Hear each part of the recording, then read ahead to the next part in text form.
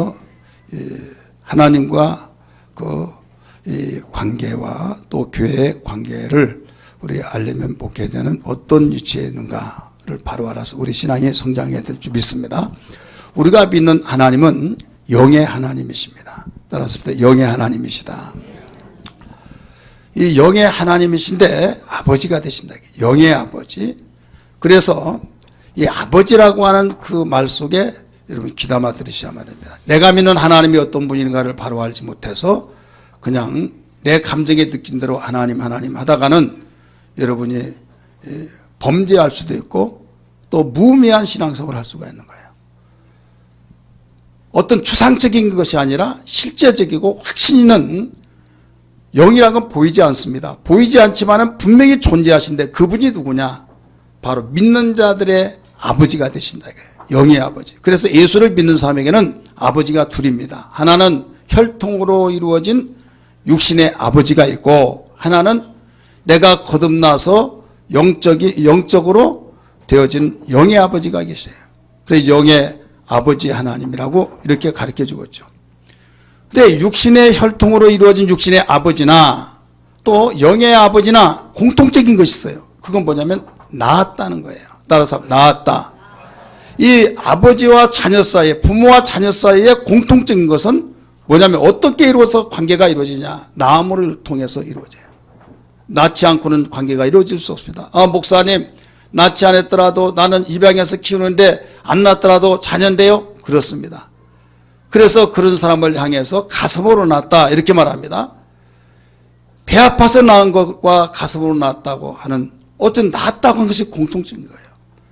그러면 우리는 기분 좋으면 아버지라고 기분 나쁘면 아버지 아니라고 한 것이 아니라 기분 좋으나 나쁘나 이건 부모는 천륜이라고 끊을 수 없는 관계라고 가르쳐주고 있잖아요. 마찬가지예요. 우리 믿는 사람들이 육신의 아버지는 실감하고 확신 가지고 잊어버리지 않은데 영의 하나님 아버지는 잊어버려요. 또 기분 좋으면 믿는데 기분 나쁘면 팽개쳐요. 왜 그러느냐? 보이지 않는다고 하는 것 때문에. 그리고 육신의 부모는 보이고 내가 찾아뵙고 또 내가 그런 어떤 여건 속에서도 그 나를 낳았다고 한 것을 내가 지식을 들어서 알고 했지만은 실제로 본다면 볼 수가 없는 거예요. 내가 너를 낳을 때 이래서 낳았다. 그런 말을 신뢰하고 들어서 나를 이렇게 낳는가 보다 하지만은 정작 낳는 사람은 안 돼. 낳음을 받은 자는 볼 수가 없는 겁니다. 육신의 부모든 영의 부모든. 자, 육신의 부모 여러분 나를 낳았다는 걸 믿죠. 그래서 공경하고 관계를 맺고 찾아뵙고 끊을 수 없는 관계 속에 생활하고 있지 않습니까? 근데 여러분 봤어요? 못 봤어요? 못 봤죠. 근데 낳은 사람은 봤다 이거예요. 우리 영의 아버지도 마찬가지예요. 우리는 눈에 볼 수가 없어요. 근데 하나님은 실제로 우리를 낳았다 이거예요. 낳았을 것이다라가 아닙니다. 실제로 낳았어요. 할렐루야. 그러면 그 생물학적으로는 어떻게 낳냐? 육신 내 그 부모는 남녀가 하나가 되어서 다시 말해서 정자와 난자가 결합이 되어서 바로 낳았다 이거예요. 그런데 우리의 영의 아버지가 우리를 낳은 건 어떻게 낳냐? 물과 성령으로 낳았다는 걸 믿기 바랍니다. 그러면 우리가 물과 성령으로 낳았다는 것을 성경은 뭐라고 그러냐? 예수님을 마음속에 영접했다. 어떻게 영접했냐? 내가 죄짓고 우리 인류가 죄지어서 저주받고 심판받고 지옥 가는데 하나님께서 우리를 지옥 보내지 아니하시고 천국 보내고 이 땅에서 하나님의 자녀로서 관계를 맺고 불행에서 행복으로 저주에서 축복으로 삶을 살라고 아들 예수를 보내주셔서 예견상 볼 때는 당시에 어떤 누명을 끼었던 안 끼었던 십자가에 죽은 것 보니까 죄인이다 라고 이렇게 판명이 됐지만은 그러기 전에 하나님이 우리 인간을 위해서 죽으라고 보내주셔서 죽으셨다는 사실을 믿으시길 바랍니다. 부활하심으로 증거가 나타났어요. 그래서 예수님이 죽으심이 나를 위해서 죽었구나. 이렇게 고마우신 분이 어디 있을까 해서 예수님 나는 죄인입니다. 하나님의 아들 예수를 죽이는 만큼 큰 죄인인데 나를 용서해 주세요 하면서 마음의 문을 열고 예수님을 나의 구세주로 모시는 그 사람. 우리는 단순한 이렇게 모셨는데 내가 볼 때는 그냥 모시는 것만 있지만은 이것을 하나님은 내가 너를 낳았다 이거예요.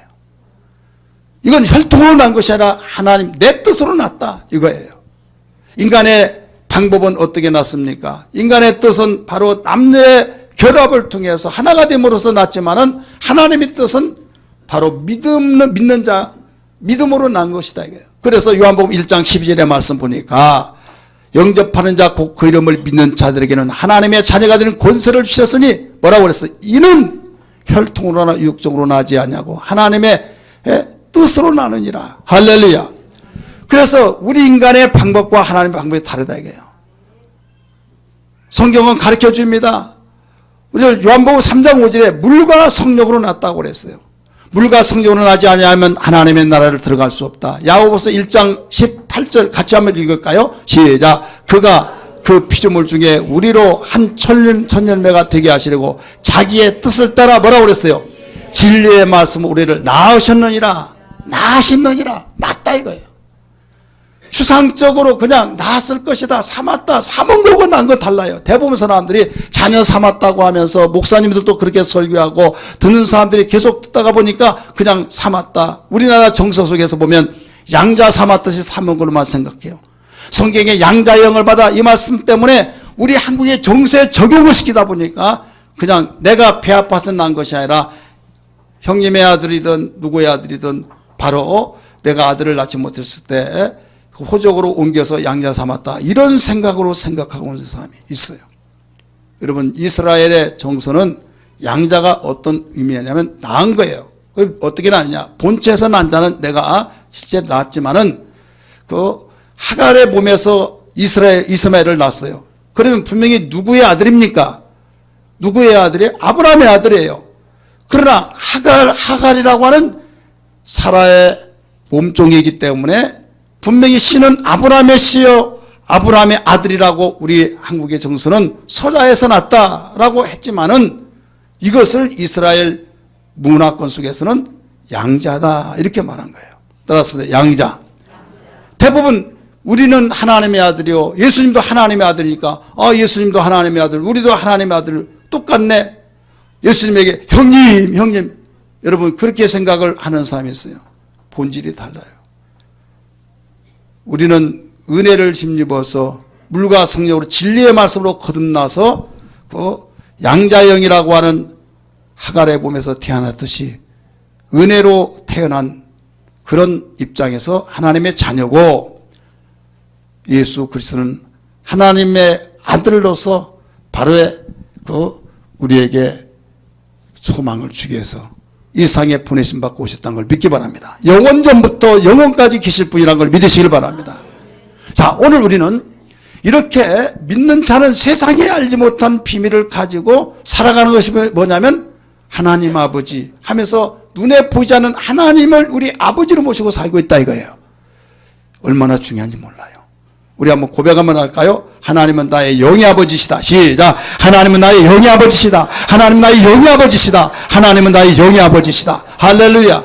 영의 아버지예요. 기분 좋을 때는 아버지, 기분 나쁠 때는 있기는 뭐가 있어. 그게 아니라 여러분 어떤 가운데서도 하나님이 나의 영의 아버지란 고백을 가지고 살아야 될 줄 믿습니다. 아버지가 없는 자는 괴롭습니다. 이롭습니다. 여러분 위기 상황할 때 누가 도와줄 자가 없어요. 아버지가 있는 자는 쫓아옵니다. 아버지가 있는 자는 책임지고 목숨을 내놓고라도 자식을 살려내기 위해서 힘쓰는 자가 여러분 육신의 아버지도 그러하거늘 하물며 하늘에 계신 하나님 아버지께서는 오직 하시겠느냐.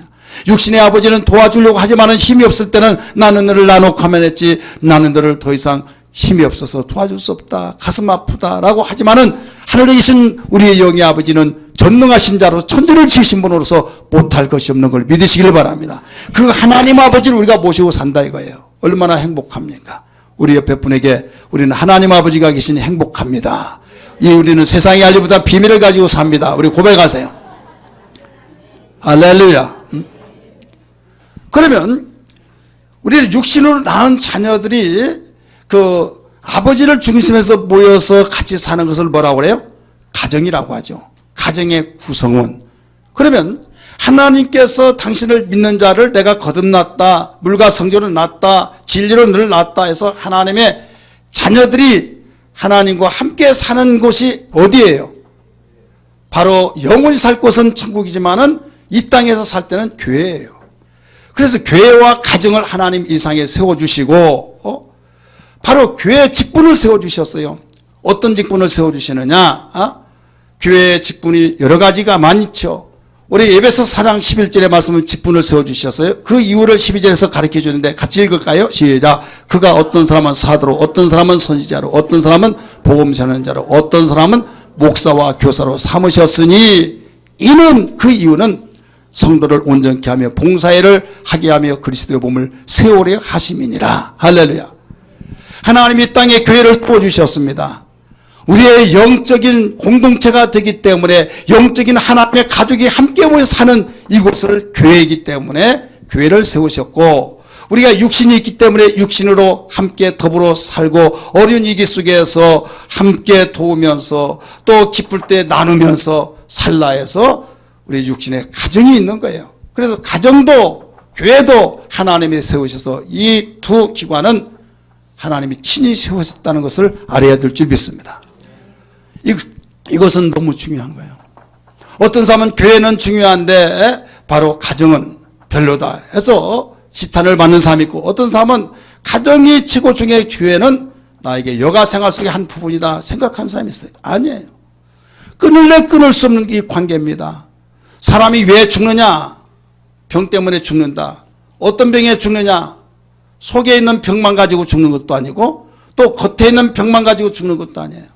어떤 사람은 속은 너무 좋은데 피부암으로서 외부에 있는 그 외상에 그런 병이 침투되어서 점점 감염되어서 결국 그 병에 죽는 사람이 있고, 어떤 사람은 내적인 면 겉은 멀쩡하고 아무 이상이 없는데 속에서 간암이다, 대장암이다, 위암이다, 무슨 암이다 해가지고 수백 가지의 암이 있는데 그런 암이 속에서 누가 보면 저 사람 무슨 병이 있었다고 그래. 하지만 속에는 병으로 말미암아 죽는다 이거예요. 오늘 우리는 이와 같이 가정이 파괴되어진 것을 눈에 보이기 때문에 외적인 병이라고 보세요. 그 다음에 하나님의 영적 가족은 눈에 보여야 안 보여요? 안 보이기 때문에 우리 속에서부터 바로 감염되고 또 증식되어서 외적으로 계속 퍼져나가서 결국 죽는 것은 매한가지단 말이에요. 여기는 건강을 유지하기 위해서는 외적인 건강도 내적인 건강도 반드시 필요하듯이 가정의 건강도 필요하고 교회 신앙생활의 건강도 필요하다는 걸 믿기 바랍니다.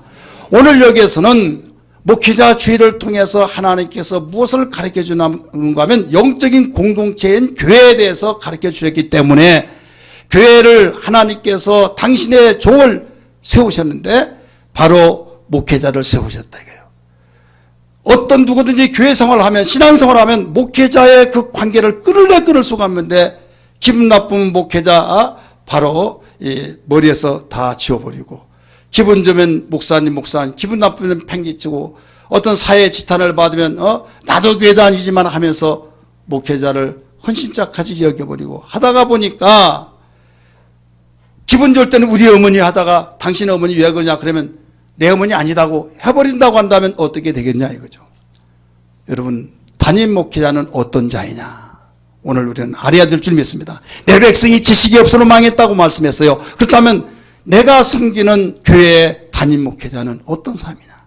교회가 크든 많든지 간에, 교회가 크든 적든지 간에 여러분 알아야 할 것이 뭐냐면, 큰 교회는 교회 목사님들이 많이 있습니다. 선교 목사님, 신방 목사님, 부목사님, 교육 목사님 수없이 많이 있어요. 그러나 작은 교회는 적게 있죠. 그러나 분명한 것은 아무리 크다 할지라도 담임 목회자는 그 교회 하나밖에 없다는 걸 알아야 될 줄 믿기 바랍니다. 바로 담임 목회자는 어떤 자냐 이거예요. 첫째로 하나님의 사자입니다. 따라서 하나님의 사자. 사자라는 것은 대리자예요. 하나님이 보냈다, 보냄을 받은 자 이런 뜻이에요. 그래서 요한계시록 1장 20절에 하신 말씀이 내가 본 것은 내 오른손에 7별의 비밀과 또 7금 줬더라. 7별은 7교회 뭐라고 써요? 사자요 이렇게 나와요. 따라서 사자요. 사자. 여러분, 우리나라에는 수많은 외국의 대사들이 있어요. 대사관이 있고 거기에서 대사의 일을 보는데 본국의 모든 명령을 따라서 움직이듯이, 그래서 작은 나라가 바로 대사관이에요. 대사가 아무리 잘못했다고 해서 체포하고 구속시킬 수 없어요. 본국에 연락해서 모든 것을 당신의 나라에가 세운 대사가 이러하니 처리하시오 라고 하면 알아서 하듯이, 여러분 주의 종이 지탄을 받고 죄를 짓고 잘못되었을 때 바로 사람이 손으로 다 해결하고 이렇게 저렇게 해버리려고 하는 사람이 있습니다. 이건 무지입니다. 하나님이 세우신 사자로서, 그래서 성경에 보면 나 여호와의 말이니라, 나 여호와의 말이니라 계속 나와요. 내가 말한 것 같지만은 하나님이 나에게 말했던 이 말씀이다. 우리 분국의 명령입니다. 말하듯이 분명히 하나님은 눈에 보이지 않습니다. 그러나 하나님이 교회마다 직분자를 세워주시고 그 중에 대표자 사자를 세워주셔서 단임 목회자를 세우시는데 이게 바로 사자다. 두 번째는 영적 부모입니다. 따라하십니다. 영적 부모. 이 부모랑은 낫다고 그랬어요. 자, 교회는 바로 우리는 은혜 가운데 진리로 났지만은 그냥 난 것이 아니라 복음을 전하였을 복음을 두고 그런가 해서 예수를 마음속에 영접해서 예수를 믿게 됩니다. 이것을 복음으로 났다 이렇게 말합니다. 바울은 이렇게 고백했는데도 불구하고 본인은 결혼하지 않았습니다. 결혼하지 않기 때문에 자식이 없습니다. 그러나 고린도 교회 문제가 있었을 때 고린도 교회 편지를 쓰기를 내가 너희를 복음으로 낳았다라고 고린도전서 4장 15절에 가르쳐 주셨습니다. 같이 한번 읽을까요? 시작. 그리스도 안에서 일만서성이 있으되 아버지는 많지 아니하니 그리스도 예수 안에서 내가 복음으로써 너희를 낳았습니다. 자, 낳았다는 말에 동그라미 치세요. 복음으로 낳았다 이거예요. 할렐루야. 지를 바랍니다. 복음은 낳았다 이거예요. 뭘로? 복음으로. 주님께서 증가하신 그 복음으로서 낳았을 때, 믿었을 때 이걸 낳았다. 그건 낳았으니까 부모다 이거예요. 바울이 복음을 전하여서 그 말을 듣고 왜 내가 이걸 몰랐던가? 주님 나는 죄인입니다. 내가 당신을 영접합니다. 주님을 마음속에 영접했을 때 예수를 믿음으로써 그를 복음을 낳았다 이거예요. 여러분 우리 교회 성도들이 예수의 자도 몰랐는데 전도를 통해서 우리의 관계를 통해서 홍순대 목사의 복음 증거를 통해서 예수님 영접하고 구주로 영접하여 하나님의 자녀가 되었으면 아멘 하십시다. 그러신 분은 바로 일광교회에서 복음을 나와서 담임 목회자가 나의 영적 부모다 이거예요. 이렇게 말하면요, 어떤 사람은 나는 그렇지 않았는데 나는 전에 있었던 교회에서 나는 예수 믿었는데 그러면 거기서 나를 낳았으니까 그쪽에가 내 부모네 영적 부모네 이렇게 말하는 사람이 있어요. 그런 사람이 있을까봐 그런 내용까지 다 이야기해 주고 있는 겁니다. 여러분 또 감옥에서 복음을 위해서 증거하다가 감옥살이 깜빵에 가서 거기서 있다가도 바울은 거기에서도 복음을 전했어요. 이때 빌레몬의 종 오네시모가 도망가다가 붙잡혀서 감옥 생활하는데 바울을 만나서 바울이 전도를 했습니다. 예수님을 영접했습니다. 그래서 빌레몬서 1장 10절의 말씀 보니까 갇힌 중에서 낳은 아들 오네시모라고 그랬어요. 따라서 합시다. 갇힌 중에서도 낳은 아들 오네시모. 감옥에서 복음을 전했을 때 예수를 믿었어요. 그러니까 내가 너를 복음으로 낳았다 이거예요. 깜빵에서도. 그런데 디모데 같은 경우는 이미 어머니를 통해서 예수를 믿고 어머니는 그 어머니 곧 디모데의 외할머니를 통해서부터 어머니 자기 이렇게 이어서 예수를 믿었어요.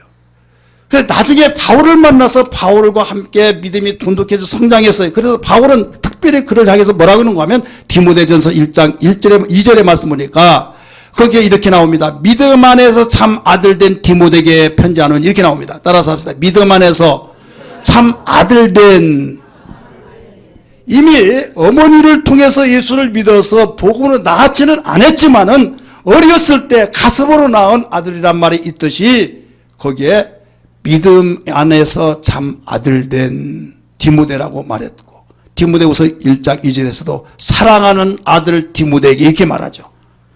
거기 외부 다른 교회에서 우리 교회에 와서 복음을 듣고 깨닫고 성장하고 성장했을 때는 어디에 속합니까? 믿음 안에서 참 아들 되었다고 하는 입장에서 담임 목회자는 바로 영적 부모다 이거예요. 믿으시길 바랍니다. 이러시면 아멘 하시길 바랍니다. 그리고 세 번째 목회자는 어떤 사람이냐? 바로 장로와 감독과 목자입니다. 따라서 장로와 감독과 목자이다. 바울은 다메섹 도상에서 예수를 믿고 신발문에게 복음을 증거하다가 나이가 먹다 보니까 노년이 되었어요. 많은 후배들이 생겨졌고 믿음의 아들들 복음으로 낳은 자녀들이 있고 그들이 성장해 지도자가 되어지고 그래서 이제는 내가 예루살렘에 가면은 영원히 돌아오지 못하게. 이게 마지막 기구나. 직감 속에서 알고 한마디라도 더 내가 가르쳐야겠다 해서 밀레도라고 하는 곳에서 에베소에 있는 장로들을 초청을 했어요. 노마의 남부 지역에 밀레도가 있습니다.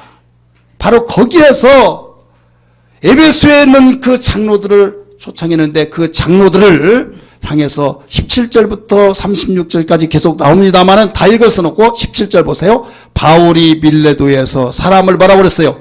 에베소로 보내어 교회 장로들을 청하니, 이 장로는 장로교에서 세우는 장로, 그 장로가 아니라 바로 오늘날 목사님을 장로라고도 하고 목사님을 바로 감독이라고도 하고 목사라고도 합니다.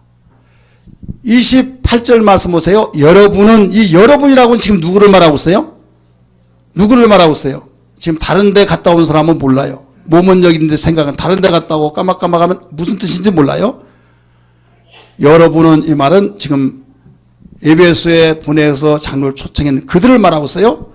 여러분은 자기를 위하여 또는 온 양떼를 위하여 삼가라.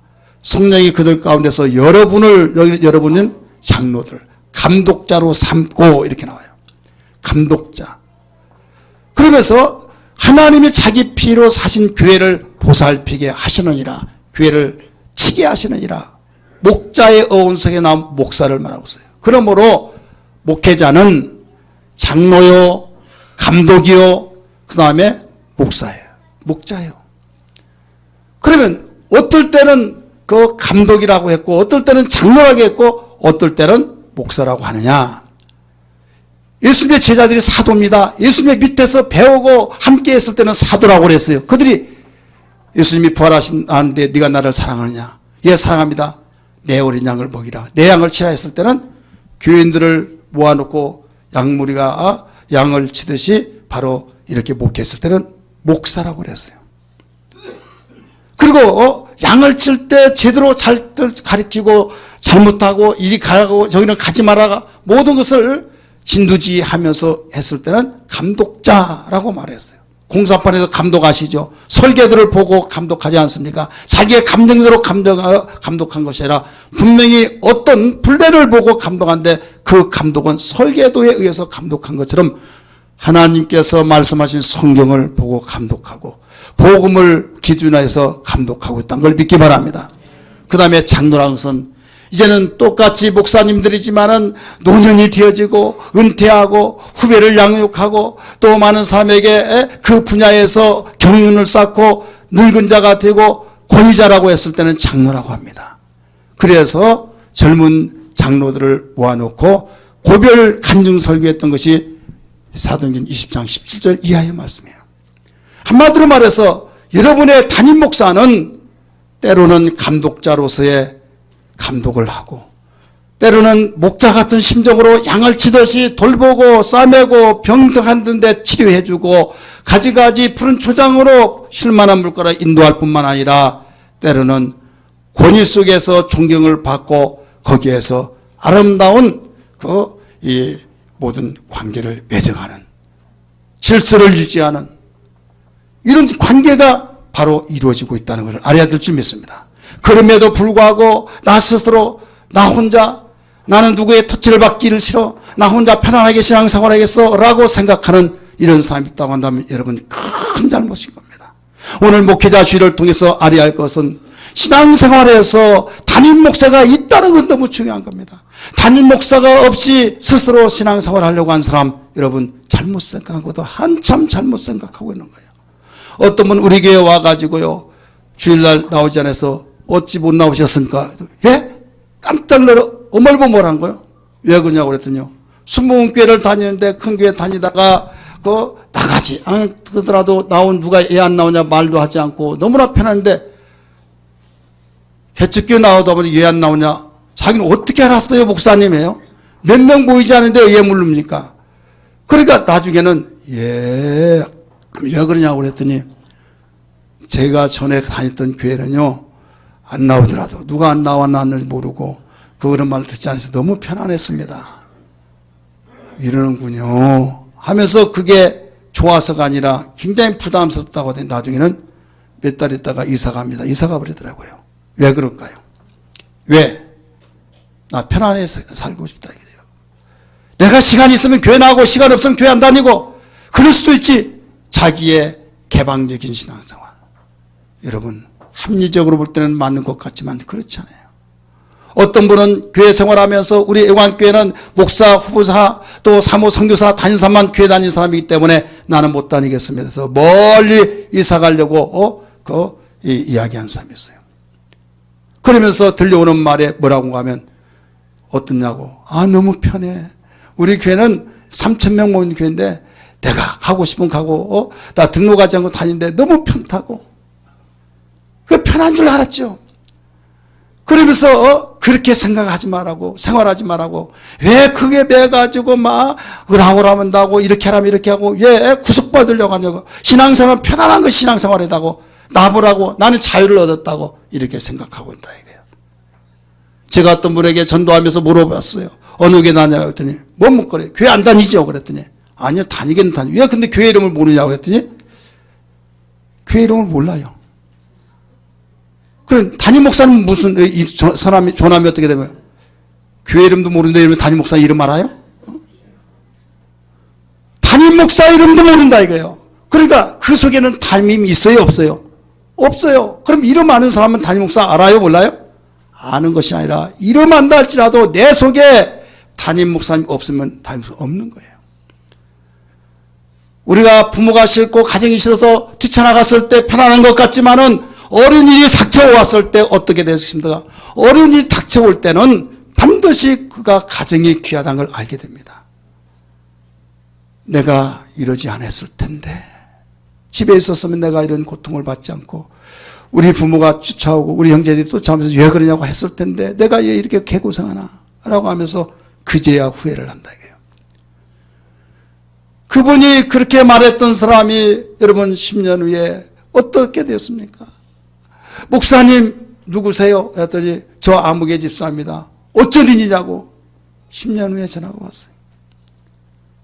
저희 집사람이요 지금 암에 걸려가지고요 지금 어느 병원에 있는데 엉엉 우는 거예요. 제가 또 뛰쳐갔지 않습니까? 저 서대문에 녹집사병원 옆에 고려병원 있는데 거기 뛰쳐갔는데 봤더니 시한부 인생으로 했어요. 어떻게 전화할 생각이 났냐고 했더니 하는 말이 제가 목사님 애관교회 다녔을 때는 정말로 너무나도 지금 다닐 때는 부담스러운데 지금 생각이 나더라고. 큰 교회에서 편안하게 왔다 갔다 했는데 누가 기도해 줄 사람도 없고 위에서 기도해 달라고 하더니 예 하면서 눈치 보면서 알았다고 말끝을 흐리는데 애관교회에서 한 사람이 아프면 같이 기도하면서 모여서 동서로 기도하고 서로 얹고 기도하고 붙잡고 기도하면서 바로 날이면 날마다 계속적으로 함께 기도했더니 그때가 번뜩 생각이 나면 너무나 그립습니다. 만약에 그때와 같이 나를 위해서 기도해 준 자가 있으면 큰 힘이 될 터인데 나는 편안하게 신앙생활을 하다 보니 이런 꼴이 되었습니다. 용서해 주시고 좀 기도 좀 해주세요. 그런 말을 하더라고요. 여러분에게 바로 담임 목사가 있습니까 없습니까? 바로 이름을 알고 있다고 명함을 내놓을 수 있는 마음에서 담임 목사가 없으면 없는 겁니다. 그러나 마음속에 있는 사람이 있는 사람이에요. 믿으시길 바랍니다. 목회자 주의를 통해서 알아야 할 것은 하나님이 몸된 교회를 세우시고 당신의 사자를 세우시고 바로 영적 부모요 감독요 장로요 목자라고 하는 직함을 주어서 바로 온전한 신앙생활 영적으로 참 자유와 행복과 이기 속에서도 돌봄을 받을 수 있도록 세워주셨으니 우리는 바로 알고 바로 신앙생활 해야 될 줄 믿습니다. 얼마나 감사합니까? 얼마나 정말 귀한 일입니까? 그럼에도 불구하고 어떤 사람의 말에 의해서 속아 넘어가고 미혹을 받고 유혹받아서 적은 교회 가니까 너무 하라고 한 것도 많고 막 하지 말란 것도 많고 부담스러워. 큰 교회 다니면 그런 거 없어. 너무 편해. 그러니까 거기에 훌렁 넘어가 버린다. 신앙은 여러분 터치를 받는 거예요. 가정생활에서 부모가 일찍 와라 이거 하라 숙제하라 몇 시까지 와라 얼마나 여러분 귀찮습니까? 제가 어렸을 때 수없이 이야기했잖아요. 너무 하라는 것을 하고 하지 말라고 하는데 하고 싶은 것은 하지 말라고 하고 하기 싫은 하라고 했을 때 우리 어머니 죽어버렸으면 좋겠다. 어렸을 때 전락이 전에. 그런데 우리 어머니가 그런 토치 속에서 했기 때문에 곱게 잘 자랐다 이거예요. 부모를 떠나고 돌본 자가 없고 지 마음대로 자라고 똑같은 저 여러분 정원에 나무가 있지만 정원사의 관리 속에서 자란 나무는 이거 1,000만 원입니다. 2,000만 원이면 1억입니다. 가요. 그런데 지 마음대로 자란 건 뗄감밖에 쓸 수가 없어요. 뽑아가라고도 여러분 뽑아가지 않습니다. 똑같은 나무지만은 정원사에 바로 관리가 되어진 자는 그렇게 된다 이게요. 가정에서 부모의 관리를 받고 함께 더불어서 협력해서 사는 자는 여러분 어디 가서라도 유익하고 복된 자가 없어서는 아니 될 자가 될 줄 믿습니다. 교회에서 여러분 담임 목사가 있어서 함께 나누면서 감독과 담임 목회자의 터치를 받고 하나님 말씀으로 양육받고 여러분 위에서 기도하고 함께 울고 함께 웃고 그런 신앙생활 하는 사람은 행복한 신앙이라는 걸 믿으시기 바랍니다. 이걸 감사해야 될 줄 믿습니다. 감사 예수 감사 예수 감사 예수 내 맘에 감사 예수 감사 예수 감사 예수 내 맘에 감사 예수 감사 예수 감사 예수 내 맘에 감사 예수 감사 예수 감사 예수 내 맘에. 할렐루야. 여러분 하나님이 세우신 목회자는 어떤 자인가에 대해서 세 가지로 말씀을 비춰봤어요. 이제는 이런 자니 목회자에 대할 자세, 어떤 자세를 가져야 하느냐. 첫째로 순종하고 순종이 안 되면 복종이라도 하면서 목회자를 근심케 하지 말아야 된다라고 가르쳐주고 있어요. 베드로전서 5장 5절의 말씀 보면 거기에 젊은 자들아 이와 같이 장로들에게, 이 장로는 목사를 말하고 있는 겁니다. 순종하고, 따라서 합시다. 순종하고. 순종은 겸손한 사람만이 할 수 있어요. 그래서 겸손으로 허리를 동이라고 말했어요. 히브리서 13장 17절에 말씀하시기를 같이 읽습니다. 시작. 너희를 인도하는 자들에게 순종하고 복종하라. 따라서 합시다. 순종은 긍정의 마음에서 예하고 깊어서 하는 거예요. 움직여진 거. 그런데 기분이 나빠. 내가 집에서도 누가 나하고 하라고 하지 않는데 왜 교회 오니까 이거 하라 저거 하라고 하냐 할 때 기분이 나쁘지만은 그게 안 되면은 복종이라도 하라. 이게 복종. 복종은 군사용어입니다. 왜? 바로 유익으로 인도할 때는 하기 싫더라도 해야 된다. 그러면서 바로 이렇게 하라고 하는 목회자는 당신 자신이 계산할 것 같은 그런 심정을 가지고 한 자다 하면서 즐거움으로 하라는 거예요. 마지막 뭐라고 했습니까? 근심으로 하게 하지 말아라. 목회자를 근심케 하면 너에게 유익이 없느니라. 따라서 유익이 없느니라. 여러분 주의 종 근심시키지 않기를 바랍니다. 우리 옆에 분에게 목사님 근심시키지 맙시다. 자, 뭐 하지 말라고요? 우리 권사님들 목사님 근심시킨 건 뭐예요? 안 시키려면? 뭐예요? 실질적으로 한번 들어갑시다. 근심시키지 말라는 거예요.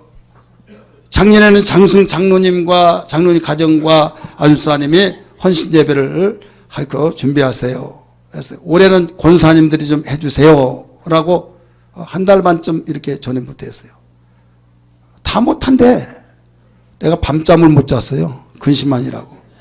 그래서 제가 개인적으로 누구누구 이야기하면서 좀 하라고 오늘 저기 광고하는 거예요. 말로만 그냥 근심시키지 않고 나는 목사님 근심시키지 않았을 거야 라고 하는데 순종하고 겸손을 예하고 말을 잘 들으면 근심하지 않죠. 그런데 그걸 왜 해? 지금 시대가 뭐 어떤 시대인데 자기 생각을 내세우고 말끝마다 왜 그런지 모르겠다고 불평 원망하고 그러면요 가슴이 아픈 거예요. 근심이 되는 거예요. 이왕에 한 거 즐거움으로 하면 얼마나 좋겠습니까? 여러분 자녀를 키우면서 자녀가 이왕에 엄마 알았어요. 고마워요. 감사해. 뭐가 고맙냐? 나 심부름 시켜서 감사하고, 나를 심부름 하려고 하지만은, 나를 놔주지 않았으면 어떻게 하겠어요? 나를 낳아주신 거 고맙고 감사해요. 또 할 것 없어요. 그러면요. 얼마나 흐뭇하겠어요. 뚱뚱장친 부어가지고 인상 막 쓰면서 지옥에서 출장 나온 사람 같이 하면서 왜 나만 하고 빠듯있는데 나만 시키냐고. 나는 우리 가정에 쫄병이라 맨날 나 동상 하나 놔달라고. 나 그러면 동상한테 다 시키겠다고 하면서 투덜투덜 한다면 이거 하면서 전제철 들고 그렇게 생각하잖아요. 목사가 어떤 사람이라서 영적 부모라고 했어요. 똑같아요. 그래서 순종할 때 이왕에 할 거 즐거운 마음으로 한다면 얼마나 좋겠습니까? 우리 장로님들은 우리는 작년에 순종해가지고 우리는 그런 말 듣지 않는구나. 장로님들 잘하고 계시지만 더 잘하시기 바랍니다. 집사님들, 셀장님들 다 마찬가지예요. 하나하나 우리는 무엇보다도 이왕하는 거 주의 종에 감동이 되면요 할 수밖에 없어요. 그러면 내 마음속에 기분이 탁 상하고 부담스러우면서 정말 이게 아닌데 하더라도 목사님이 이래서 이렇습니다 하면 슈 하고 순종이 안 되면 뭐라고요? 이쪽에는 소리가 안 나오네요. 순종이 안 되면 뭐라고요? 복종이라다. 그러면 어려운 가운데서 이렇게 하려고 보면 참 마음이 짠하다. 하나님이 축복하실 거야. 감동이 와요. 하나님 역사하셔요. 그런데 내 입장 와서 나는 못해, 나는 할 수 없어 해버리면 쉬어 하면서 그것 때문에 가슴이 아파. 근심이 돼요. 괜히 말했나 보다. 한남이 천하보다 귀한데 이 말해가지고 실족했나 해가지고 얼마나 힘들까요? 이때 근심이 된다 이거죠. 그걸로 인하여서 유익이 없느니라. 신사적으로 유익이 없다고 했지 여기서 직설적으로 한다면 무엇을 가리킬까요? 피나는 역사를 쓰지 말아라. 후회하는 역사를 쓰지 말아라. 이거예요. 목사님 목회자 주일이라고 막 협박하시고 막 마음대로 설교하시네 하겠지만 여러분 저는 내놓고 설교한 사람이에요. 왜? 제가 나를 위해서 한다고 한다면 절대로 그렇게 말하지. 하나님 나의 증인이죠. 목회자의 관계를 제대로 알고 우리가 신앙생활 할 때 여러분 하나님께는 영광이 우리에게는 복된 시간이 되고 복된 삶을 살 수 있고 후회하지 않은 삶을 살아간다는 것을 믿으시기를 바랍니다. 두 번째는 여러분 존경해야 됩니다. 따라서 존경해야 된다. 또 디모데전서 5장 17절의 말씀 보니까 잘 나서는 장들을 배나 존경할 자로 알되 협고보라진 소리 하지 마시고 목사님 그러면 존경하잖아요. 목사님 액센트가 달라요. 노마 시대에 노마가 이스라엘 정복했는데 고넬료를 바로 백부장으로 세워놨어요. 그런데 베드로를 초청해서 예배드리라 해서 베드로를 초청했어요. 육신적으로 볼 때는 피식민지로서의 여러분 식민지와 사회는 완전히 하늘과 땅 차이의 관계예요. 그런데 자기 일가 친척 친구를 다 모아놓고 베드로 오기를 기다립니다. 베드로가 왔습니다. 그러니까 고넬료가 자리에 벌떡 일어나더니 베드로가 고넬료 앞에 무릎을 꿇고 절을 해야 할 판인데 오히려 고넬료가 보는데 친척이 보고 친구들이 보는 데서도 무릎 꿇고 엎드려서 절을 했다고 그랬어요. 사도행전 10장 24절 25절 같이 한번 읽을까요? 시작. 이튿날 가이사에게 들어가니 고넬료가 그의 친척과 가족 가까운 친구들을 모아 기다리더니 마침 베드로가 들어올 때 고넬료가 맞아 발 앞에 엎드려 절하니 신분이 백부장이에요. 막강한 그 지역 총사령관입니다. 체면이고 뭐고 다 떠나버려서 이 사람은 하나님의 선 주의 종이다 라고 하면서 그 앞에 겸손히 무릎 꿇고 존경하였어요.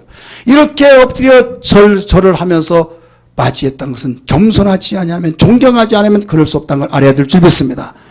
여러분 겸손은 나를 만들고 겸손한 자에게 하나님께서 그 은혜 주시고 교만한 자는 대적하신다고 그랬어요. 항상 우리는 존경의 신앙이 되어야 될 줄 믿습니다. 존경하면 설교가 들려와요. 존경하면 겸손한 마음으로서 은혜를 주셔요. 교만하면 대적하십니다. 여러분 그러므로 주님 겸손한 신앙 되게 하시고 목사님 존경하는 가운데서 신앙생활 하게 달라고 기도해야 될 줄 믿습니다. 마지막으로 목회자의 마음을 서두고 불평과 원망하지 마시기 바랍니다. 따라서 합시다. 불평 원망하지 말아라. 왜 불평하고 원망합니까? 내 마음에 안 맞으면 다 불평해요. 내 마음에 맞으면 원망해요. 내 마음에 맞으면 비방합니다. 성경은 수없이 가르쳐주고 있습니다. 오늘 여러분 앞에 보이는 민수기 12장 1절부터 12절의 말씀 보니까 모세가 구소인을 취했을 때 거기에서 당신이 하나님의 종이면서 왜 그런 짓을 하느냐? 당신 부인을 놔두고 왜 남의 다른 사람하고 이렇게 취하여서 문제를 일으키느냐? 야단 맞을 만도예요. 누구였습니까? 자기 동생이요. 그렇지만은 하나님이 불러가지고 너희 사면은 갖춰와라 하면서 결국 하나님 누구의 편에서 손들어줬습니까? 충성스러운 내 종이다. 감히 내가 어떻게 그렇게 말할 수 있냐? 12장 7절부터 10절의 말씀 보니까 특별히 9절 말씀 보세요. 시작. 여호와께서 그들을 향하여 진노하시고 떠나시매 구름이 장막 위에 떠나갔고 미리암은 나병에 걸려 눈과 같았고 아론이 미리암을 본 적 나병에 걸렸는지라 라고 하면서 여기에서는 잘못이 없다는 것이 아니에요. 내 사자고 내가 세웠으니 내가 알아서 하마 너희가 타치하지 마라 하면서 너희는 비방하지 말라는 거예요.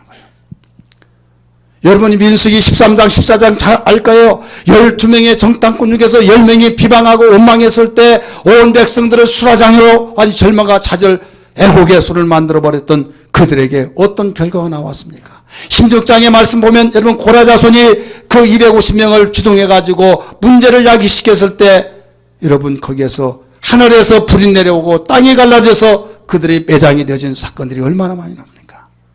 이것은 비방하면 유익이 없다 이거예요. 원망할 때는 유익이 없다 이거예요. 하나님 말씀이 들려오지 않아요. 비방하고 무슨 여러분 설교가 들려오겠습니까? 원망하는데 무슨 설교가 들려오겠습니까? 그래서 하나님 목사님을 위해서 기도합니다. 주여 내 눈에 보여지기를 존경하는 마음을 주시고 내 마음속에 서로 존경의 마음속에서 하나님 비방과 원망과 불평하지 않게 도와주옵소서. 나 자신을 위해서 교회를 위해서 여러분 하나님께 영광을 돌리게 해야 될 줄 믿습니다. 할렐루야. 오늘 본문에는 무슨 말씀이 나옵니까? 갈라디아 교회를 향해서 바울이 편지를 썼어요. 갈라디아 교회는 놀랍게 바울이 복음을 전할 때 복음을 듣고 기뻐서 교회가 무럭무럭 성장이 되었습니다. 얼마나 성장이 많이 되는지 몰라요.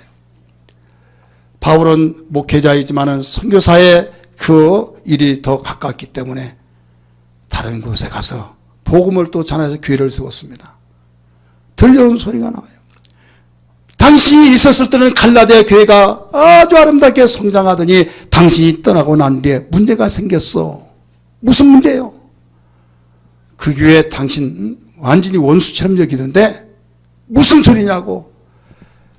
할 수만 있으면 그들이 눈을라도 빼어서 나에게 준다고 했고 나를 천사와 그리스도처럼 영접했는데 무슨 소리를 그렇게 하냐고. 자세히 한번 말해보라고 했더니 거기에서 그들이 다른 사람의 유혹을 받아가지고 당신이 가르친 것이 다 잘못돼가지고 시간 낭비했다고 그런 비판, 원망하고 원수처럼 여기더라 했어요. 바울은 뭡니까? 우리가 구원받는 건 은혜로 받지 행함으로 받는 것이 아니다. 예수님이 우리를 위해서 저주를 받고 십자가 못 박혀 죽으심으로 우리의 죄값을 다 지불해 주셨으므로 그 사건을 믿으라. 믿으면 하나님의 자녀가 되고 구원받는다. 복음의 핵심이 그거 아닙니까? 그렇게 전했을 때 내가 살기 위해서 좋은 일, 좋은 그 천국에 가기 위해서는 내가 행해야 된다. 그렇게 살았던 그들이 한 가지라도 범죄하면 그것 때문에 못 간다. 다시 하라 해서 힘들게 신앙생활 하다가 바울이 증거했던 복음을 듣고 너무나 기뻐서 맞이하고 너무나도 자유를 누렸어요. 바울이 없은 뒤에 유혹자가 와서 이단자가 와서 꼬드깁니다. 바울이 어떻게 가르쳤냐? 아니 예수 믿으면 구원받는데 하나님의 자녀인데 죽어도 천국 간대. 야 이 사람아 그렇게 해서 천국 가면 천국 못 갈 사람이 어디 있냐? 하면서 믿더라도 행해야 된다라고 이걸 가르쳐준 거예요.